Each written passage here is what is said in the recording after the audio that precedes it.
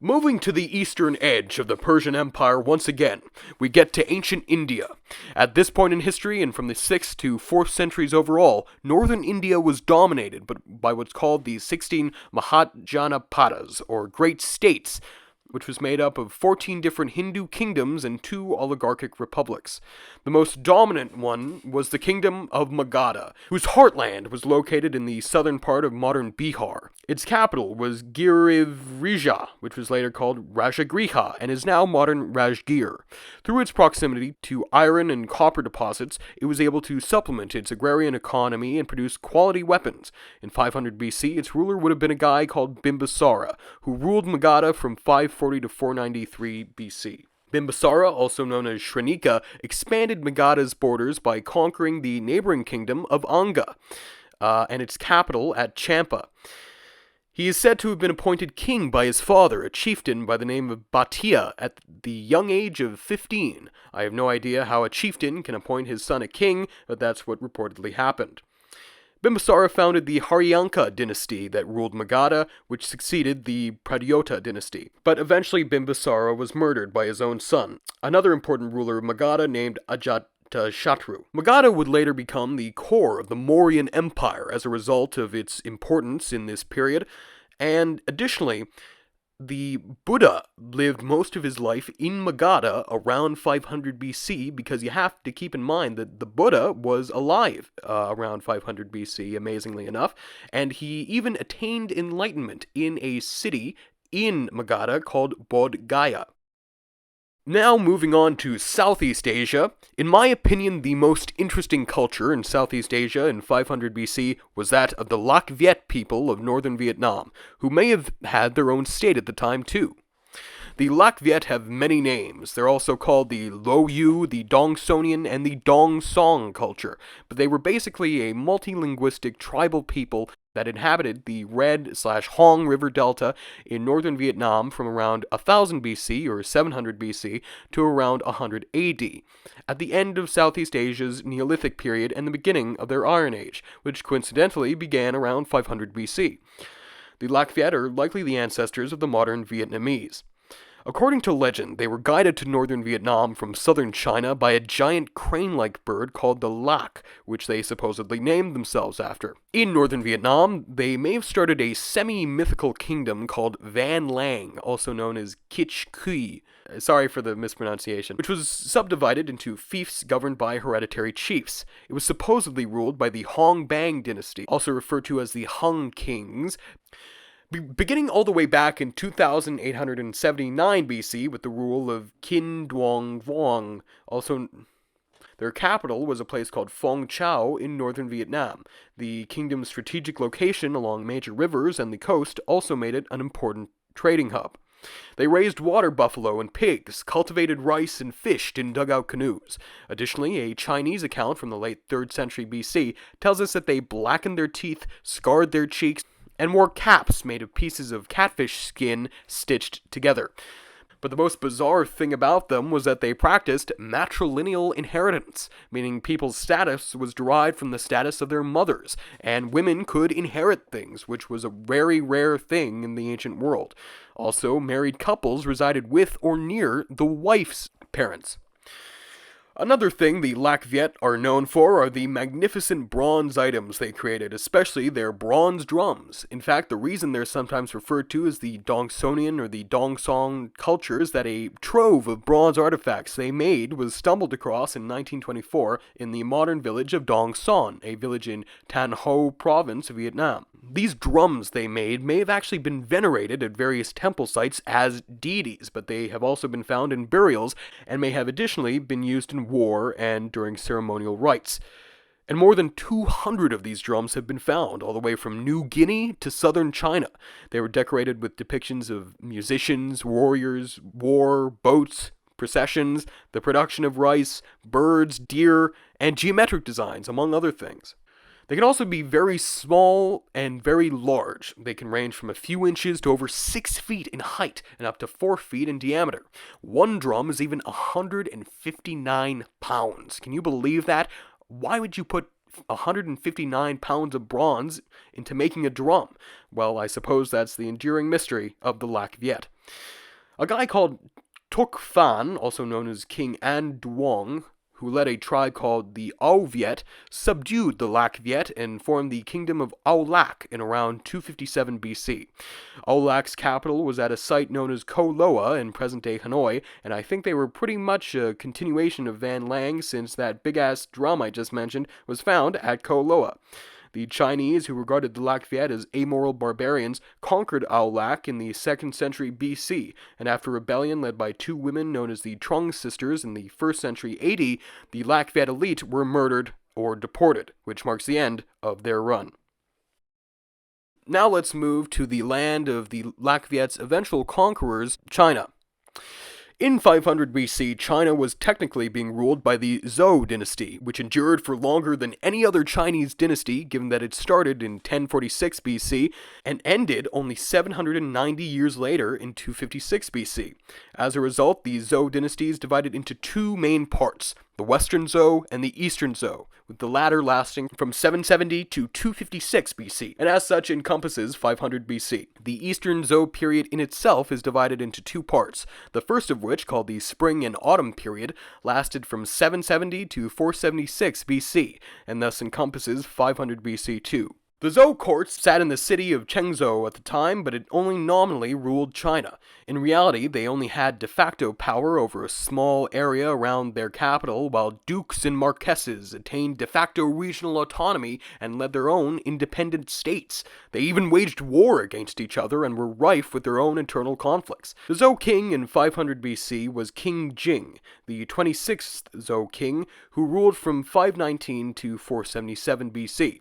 But despite ruling for decades, I couldn't find any information on him beyond that. Through survival of the fittest, by the 6th century BC, all of the small states that had emerged as a result of the decline of the power of the Zhou had been gobbled up by a select few that dominated China, and the people who ruled these were the real big cheeses of the time. The biggest of these big cheeses, i.e. the hegemon of China at the time, was King Heilu of the state of Wu. He ruled from 514 to 496. Just 6 years before 500 BC, he had led a major offensive against the state of Chu and even managed to capture their capital.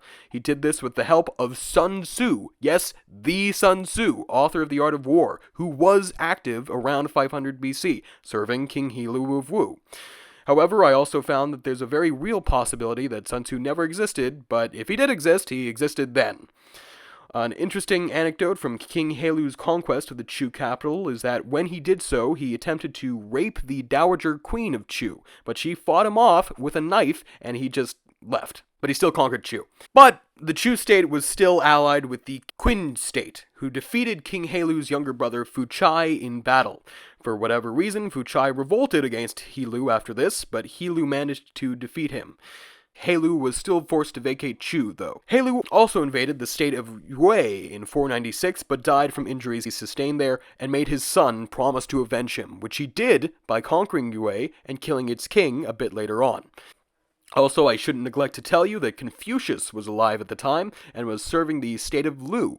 He would go on to become its prime minister in 499. Lao Tzu was also potentially alive at this point, provided he was real.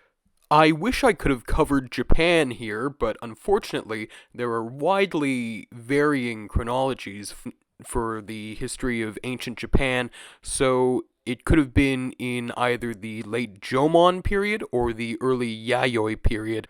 So I'm just going to move on to Oceania. Now to Oceania, which was dominated by the so-called Lapita peoples in 500 BC.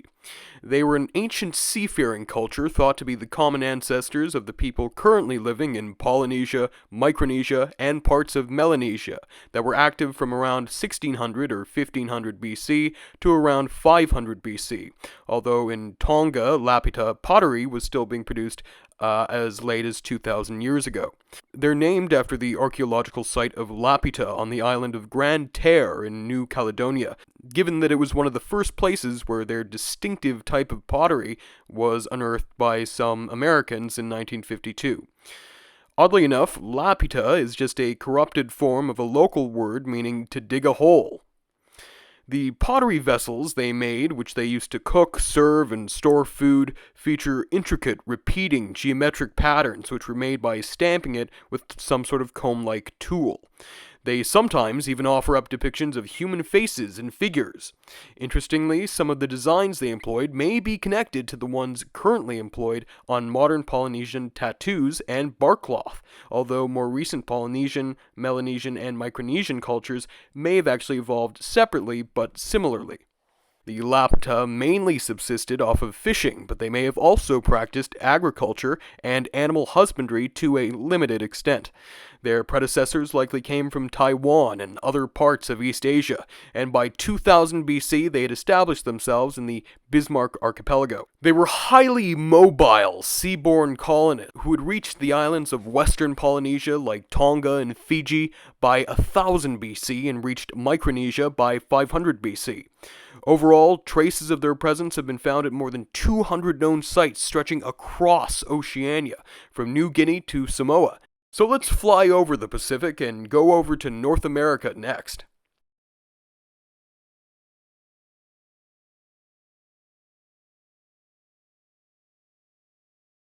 In my opinion, the most interesting culture in North America north of Mexico in 500 BC, and the one that definitely produced the most obvious traces of its existence, was the Adena culture centered around Ohio. According to different sources, the Adena culture existed from 1000 BC to 100 BC, 800 BC to 100 AD, 800 BC to 1 AD, and 500 BC to 100 AD. But whatever the case, it had to have been around in 500 BC. They built massive earthworks at floodplain locations along the Ohio River, and although they were located primarily in Ohio, they also penetrated into Kentucky, Indiana, West Virginia, and even western Pennsylvania. These mounds generally range in size from 20 feet or 6.1 meters in diameter to 300 feet or 91 meters in diameter, and they were used as burial structures, ceremonial sites, historical markers, and possibly also just as gathering places too. Before the mound was created, a mortuary building containing grave goods and the deceased's body would be erected on the future site of the mound. The grave goods would have included luxury materials, personal ornaments, and tools. After it was built, the mortuary building would promptly be burnt down. After it was burnt, the mound would be built on top of it, and a new mortuary building would be built atop that. See where this is going? The cycle would repeat itself over and over again until the mound would wind up being enormous. The tallest mound I could find is the Miamisburg Mound in Miamisburg, Ohio, which is 68 feet tall or 21 meters. I should also probably add that the entire culture is named after one single mound that itself was just randomly named Adena by the guy whose land it was on near Chillicothe, Ohio. This is what it looked like then, and this is what it looks like now. Yeah, there used to be hundreds of these things, but a much smaller number of them exist today, unfortunately. The Adena were part of an extensive trading network which brought them copper from the Great Lakes, which they could hammer into axes and ornaments, and shells from the Gulf of Mexico. Despite the grandiosity of these mounds, the people who made them lived in small settlements with circular houses bearing cone-shaped roofs covered in bark. They hunted and gathered, but also cultivated plants like pumpkins and sunflowers. In addition, they produced very small stone tablets, which were carved with geometric or animal designs, which were likely used to stamp designs onto cloth, animal hide, and maybe even onto themselves to form tattoos.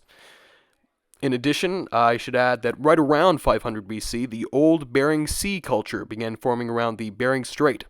Unfortunately, I did not have the time to cover Central America because it's just so complex and fascinating, but just know that the Olmecs, Zapotecs, and Maya were up to a lot of cool stuff at the time.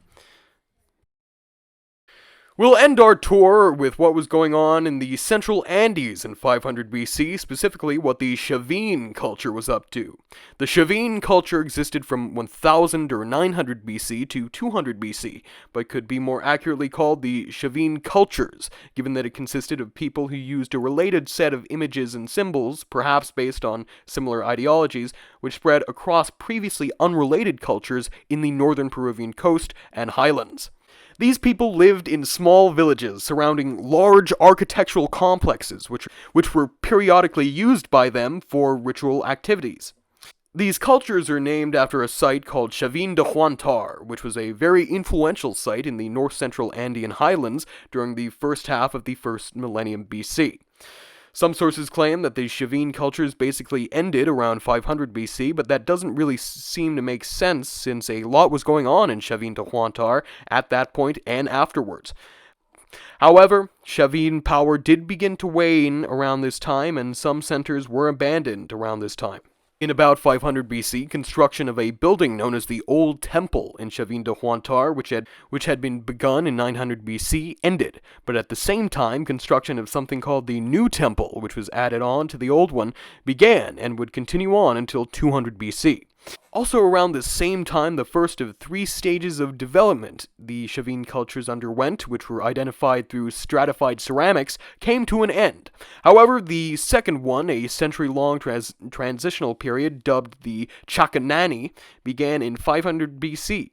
In this second phase, the people who built the ceremonial centers like Chavin de Huantar moved closer to them. They also began to domesticate the llama, and as a result, they hunted deer way less than they did in the preceding stage, and in addition, they began interacting more with other cultures in the region. I wish I could cover said cultures, but our tour is at an end. I hope you enjoyed it, and see you soon. Like and subscribe if you enjoyed this video at all, and stay tuned for more content that's going to be a bit shorter than this, but just as fascinating.